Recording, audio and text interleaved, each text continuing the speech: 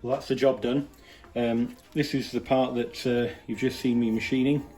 It's a cup and it's used for pressing out wheel bearings on a car. So this is from Brother's car, and this is the old one.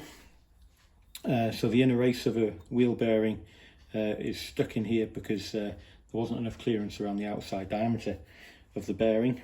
So as you can see, and if anyone's familiar with rolling element bearings, the seats for the ball bearings are radiused here, so it's very difficult to get purchase on with something like a punch, and there's next to no space to get in here with a punch or a drift, and it's very difficult to get any kind of purchase on this to try and knock it out, but it's really tight.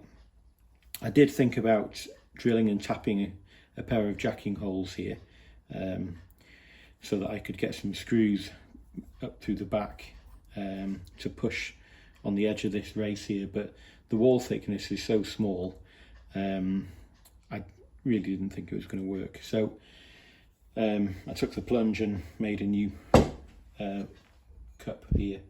So this is out of mild steel. It's quite tough, and hopefully it'll do the job. So thanks for watching. See you on the next one.